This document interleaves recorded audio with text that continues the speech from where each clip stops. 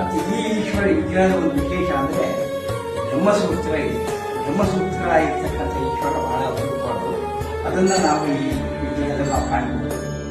ಇದು ಶಿಲ್ಪಕಲಾ ದೃಷ್ಟಿಯಿಂದ ಬಹಳ ಅದ್ಭುತವಾದಂಥ ದೇವಾಲಯ. ಈಗಾಗಲೇ ನಾನು ಹೇಳಿದಂಗೆ ಅನ್ಯಾನ್ಯ ಕಾರಣಗಳಿಂದ ಇದು ಪ್ರಚಾರ ಇಲ್ಲದೆ ಮುಖ್ಯ ರಸ್ತೆಯಿಂದ ಒಳಗಭಾಗದಲ್ಲಿ ಬಂದಿದ್ದ ಇರ್ಬೋದು, ಮತ್ತೆ ಸ್ಥಳೀಯರ ಒಂದು ತಾತ್ಕಾಲಿಕವಾದ ನಿರಾಸಕ್ತಿ ಇರ್ಬೋದು, ಮತ್ತೆ ಅನ್ಯಾನ್ಯ ಕಾರಣಗಳಿಂದ ಈ ದೇವಸ್ಥಾನ ಪೂರ್ಣವಾಗಿ ಒಂದು ಹಂತದ ಶಿಥಿಲತೆನೆ ಹೊಂದುತ್ತಾ ಇದೆ. ಬೇಗ ಸರ್ಕಾರ ಹೆಚ್ಚು ಗಮನ ವಹಿಸಿ ಇದನ್ನ ರಿಪೇರಿ ಮಾಡಬೇಕಾದಂತ ಅವಶ್ಯಕತೆ ಇದೆ. ಇದನ್ನ ನಾವು ಮತ್ತೊಮ್ಮೆ ಪ್ರತಿಭಾ ಹೇಳ್ತಾ ಇದ್ದೀವಿ. ಸರ್ಕಾರದ ಹಂತದಲ್ಲಿ ಈ ಬಗ್ಗೆ ಚರ್ಚೆ ಆಗಬೇಕು. ಸಂಬಂಧಪಟ್ಟ ಶಾಸಕರು, ಗ್ರಾಮಸ್ಥರು ಮುಂದೆ ಬರಬೇಕು. ಈ ದೇವಸ್ಥಾನ ಉಳಿಸಬೇಕು. ಮುಂದಿನ ಜನರೇಷನ್, ಮುಂದಿನ ಜನಾಂಗಕ್ಕೆ ನಾವು ಏನು ಕೊಡುಗೆ ಕೊಡ್ಬೋದು ಅಂದರೆ ಇಂಥ ಒಂದು ಅಮೂಲ್ಯವಾದ ದೇವಸ್ಥಾನಗಳು ನಮ್ಮ ಪರಂಪರೆಯ ರಾಯಭಾರಿಗಳಿದ್ದಂಗೆ. ಅಂಬಾಸಿಡರ್ಸ್ ಅಂತ ಹೇಳ್ತೀವಲ್ಲ, ಅಲ್ಲಿ ಹೇಗೆ ಅಂದರೆ ಚೈನ್ ಲಿಂಕ್ ಇದ್ದಂಗೆ.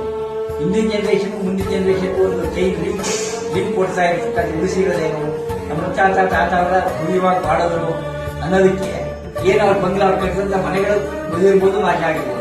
ಆದರೆ ಈ ಭವ್ಯವಾದಂಥ ದೇವಸ್ಥಾನಗಳು ಶಾಶ್ವತವಾಗಿ ಅದೇ ರೀತಿ ಇದೊಂಥರ ಕೊಂಡಿ ಇದ್ದಂಗೆ ದೇವಸ್ಥಾನಗಳನ್ನು ನಮ್ಮ ಸಂಸ್ಕೃತಿಯ ಕೊಂಡಿಗಳು ಅಂತ ನಾವು ಹೇಳ್ಬೋದು. ಅದು ಈ ದೇವಸ್ಥಾನ ನೋಡಿದಾಗ ಎಂಥವ್ರಿಗೂ ಅನ್ಸುತ್ತೆ, ಎಂಥ ಭವ್ಯವಾದ ದೇವಸ್ಥಾನಪ್ಪ.